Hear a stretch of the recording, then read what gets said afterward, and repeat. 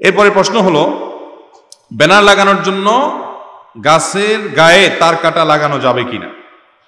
অনেক গাছে দেখা যায় বিভিন্ন সাইনবোর্ড লাগাই আমরা, অনেক সময় দেখা যায় অনেক ভালো ভালো কথা, সুবহানাল্লাহ, আল্লাহকে জিকির করুন, আল্লাহর স্মরণ করুন, আস্তাগফিরুল্লাহ, আল্লাহু আকবার, এগুলো লিখে বিভিন্ন গাছের সাথে পেরেক মেরে লাগাই দেওয়া হয়। আছে না এরকম? এই কাজটা মৌলিকভাবে করা যাবে কিনা।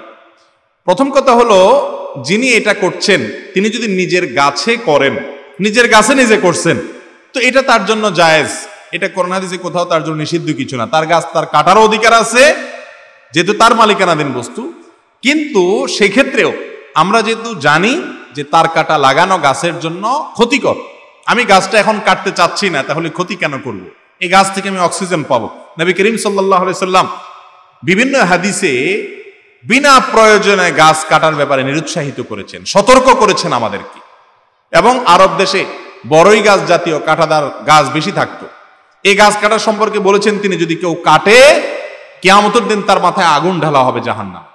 মুহাদ্দিসিন ইকরাম অনেকের ব্যাখ্যায় বলেছেন, মানে প্রয়োজন ছাড়া যেমনি সেমনি গাছ রাখলো। হ্যাঁ, প্রয়োজন থাকলে আপনি 100 বার কাটতে পারেন। তো এই গাছের গায়ে আপনি যদি কোনো সাইনবোর্ড লাগাতে চান, আপনার রশি দিয়ে বেঁধে দিতে পারেন, অন্য কোনো একটা তার দিয়ে মোড়ায়া পেঁচায়া বেঁধে দিতে পারেন। কিন্তু আপনি তার কাটা মারলে, যত বেশি তার কাটা মারবেন, একটা মারেন আর বেশি মারেন, এটা গাছের জন্য ক্ষতিকর। আর গাছের জন্য ক্ষতিকর হলে, গাছের প্রাণের জন্য ক্ষতিকর হলে আপনার অক্সিজেনের অভাব হবে। এবং হাদিসের আলোকে বিনা প্রয়োজনে কোনো কিছুর ক্ষতি বা নষ্ট করা উচিত না। সেই জায়গা থেকে এটা অনুত্তম, না করা ভালো। যদি নিজের গাছ হয়, আরেকজনের গাছ যদি হয়, বেশিরভাগ আরেকজনের গাছেই হয়। কোথায় কার গাছ? সাইনবোর্ডে এক নাগায় রাস্তার পাশে লাগাই দিয়ে যাচ্ছে আরেকজনের গাছ। তো আরেকজনের গাছের যদি ক্ষতি হয়, এরকম কাজ আপনি করেন, সেটা করার সুযোগ আপনার নাই। সেটা তো আরেকজনের অধিকার নষ্ট করা। আমরা অনেকে সুবহানাল্লাহ, আলহামদুলিল্লাহ লিখে লিখে মানুষের গায়ে প্যারাক মারি, এই গাছে প্যারাক মারি মানে লাগিয়ে দিয়ে যাচ্ছে। আরে ভাই, আরেকজনের গাছে আপনি প্যারাক মারি, এই ভালো কথা আপনার লিখতে কি বলছে? পারলে নিজের গাছে লাগান, আর না হলে প্যারাক ছাড়া অন্য কোনো ভাবে করেন।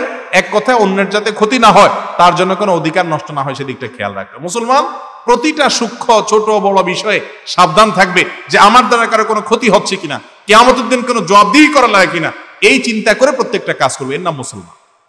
আল্লাহ তাআলা আমাদেরকে খাঁটি মুসলমান হওয়ার তৌফিক দান করুন।